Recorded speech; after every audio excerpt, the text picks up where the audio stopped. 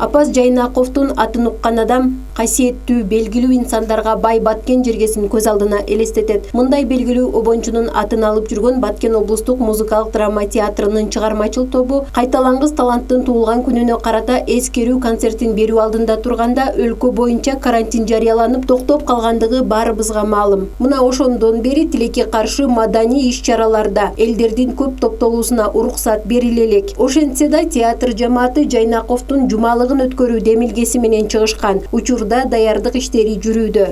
Негизи эле адамзат жакынын эстейт. Жок эле дегенде туугандар менен чогулуп Кур'ан окуп, ушундай биздин менталитетте кабыл алынган. Анан апаз жөнүндө тереңирээк айтканда, апаз эми өзүнүн Кудай берген өнөрү менен, таланты менен жалпы кыргыз журтуна өзүнүн жүзүн, өзүнүн атын, затын тааныта алган инсан болчу.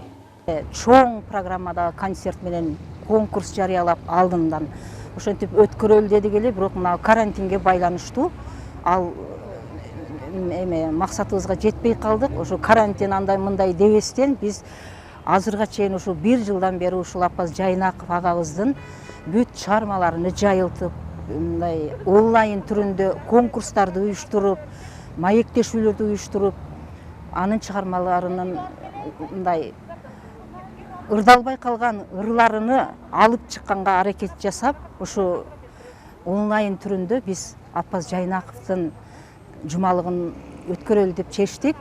Маданият, маалымат жана туризм министрлигинин колдоосу менен Баткен облустук музыкалык драма театры тарабынан 16 ноябрдан 22 ноябрга чейинки жумалыкта бир топ иш-аракеттер пландаштырылган. Жайнаков жумалыгына өнөрдү сүйгөн ар бир адам дүйнөнүн бардык аймагынан онлайн катышса болот. Катышууну каалоочуларга атайын эреже сунушталып, жумалыктын багыттары аныкталган.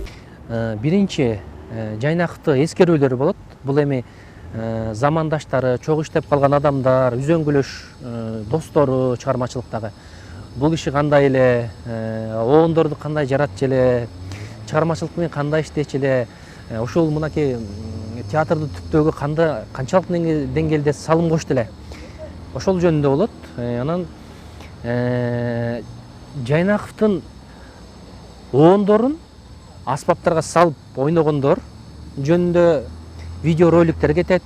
Жалпы республика боюнча каалагандар катышса болот. Анан кокусу мындай ырдай албаган музыканттар болсо, жөн эле мындай мелодияларын попури кылып катышса болот. Ошондой эле акын жазуучулардын жазган ырларын, Апаз Жайнаковго арналган чыгармаларды көркөм окуп катышса болот. Анан эстрада жанрындагы ырларды ырдап катышса болот. Аталган иш-чарага катышууну каалагандар Жайнаков жумалыгы хэштегин колдонуп, видео түрүндө өзүнүн интернет баракчаларына жайгаштырып, Баткен театрынын социалдык желелерин белгилеп коюусу керек. Республикалык деңгээлде Жайнаков жумалыгын өткөрүү сунушун колдоп, уюштуруп жаткан өнөрлүү таланттарга обончунун үй бүлөсү ыраазычылыгын билдиришти. Ошол азыр жашап турганда быйыл 6 мартта 60 жашка толмок. Театрдын чыгармачылык топ жалпы жамаатыбыз менен 60 жылдык юбилейине дарыгы концерт уюштуруп аттык эле. Тилекке каршы кырдаалга байланыштуу карантин киргизип коюшуп, ошо менен токтоп калды. Ошо жумалыкты колдоп берип жаткан Маданият жана маалымат туризм министрлигине чоң рахмат жана жалпы коллективибизге терең ыраазычылыгымды билдирем. Баткендин атын алыска даңктаган обончу Апаз Жайнаков 53 жаш курагында о дүйнө салган менен анын обондору эл ичинде оболой бермекчи. Талантты таптай алган, өнөрдү барктай алган элибиз өзүнүн өнөрү өчпөс уулун ар дайым аздектөөнү адатка айлантат деген изги үмүттөрүбүз бар. Канша Яшымова, Эрнис Азамат уулу, Алтын бешик жаңылыктары. Качан ааламдан